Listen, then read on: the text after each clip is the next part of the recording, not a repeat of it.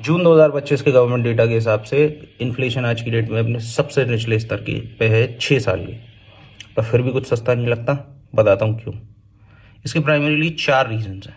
पहला, गवर्नमेंट जो ये होल एक्सरसाइज करती है इन्फ्लेशन कॉस्ट करने के लिए, इन्फ्लेशन कैलकुलेट करने के लिए एक फिजिटेड डेटा के थ्रू यूज़ करती है। बेसिकली गवर्नमेंट एक इंडेक्स यूज़ करती है, गवर्नमेंट प्राइसिंग इंडेक्स, जो 2012 के एक बेस ईयर को एक बेस बना करके और इस कैलकुलेशन को पूरे को करता है। फॉर एग्जांपल गवर्नमेंट ने एक वेटेड एवरेज निकाला कि 2012 में around majorly of house hold जो है वो 40% ऑफ देयर इनकम दे इनकर इन फूडिंग। तो आज भी वही डेटा के हिसाब से हम कैलकुलेट कर रहे हैं, यानी गवर्नमेंट आपके डेटा को आज भी 2012 के हिसाब से ही कैलकुलेट कर रही है। एक वेटेड एवरेज उन्होंने निकाला था कि around 7 to 8 10% of the population spend their money on rent and EMIs, housing EMIs। तो मेरे ख्याल से आज वो बहुत ज़्यादा है। सेकेंडली जो हमारे लाइफस्टाइल एक्सपेंसेस हैं, जो हमारे इनकरिंग एक्सपेंसेस अब हम जो बढ़ गए हैं, जैसे आपकी इंश्योरेंसेस, आपके शॉपिंग एक्सपेंसेस, आपके लाइफस्टाइल एक्सपेंसेस, आपकी फूड डिलीवरीज,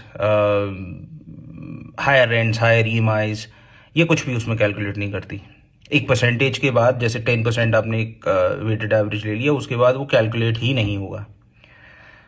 थर्ड, एक इसका रीज़न है श्रिंकफ्लेशन। आपने अगर नाम सुना हो, एक इस टर्म को सुना हो, श्रिंकफ्लेशन।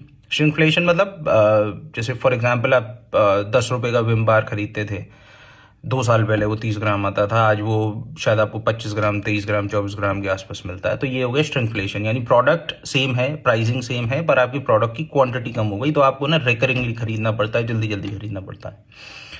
चौथा इसका एक और रीज़न है कि सैलरीज हमारी ग्रो नहीं कर रही on ground level inflation. Ground level inflation today is growing at about rate of 7 to 8%। हमारी सैलरीज 5% भी ग्रो नहीं कर रही। सो जक्सपोजिंगली इफ यू कंपेयर इट, तो 5% भी ग्रो नहीं कर रही। तो बॉटम लाइन ये है कि सरकार का डेटा, सरकार का इन्फ्लेशन कॉस्टिंग आपको एक्सेल शीट पे बहुत अच्छा लगेगा, बहुत कि हाँ खर्चा कम हो रहा है, महंगाई घट रही है, पर आपके ना रियल लाइफ एक्सपेंसेस पे कोई फ़र्क नहीं पड़ रहा है। वो बाय द ईयर CAGR वो ग्रो ही कर रहा है, आपकी जेब में उतना ही बाहर डाल रहा है, उतना ही आपकी पॉकेट में होल्ड कर रहा है जितना वो पहले करता था।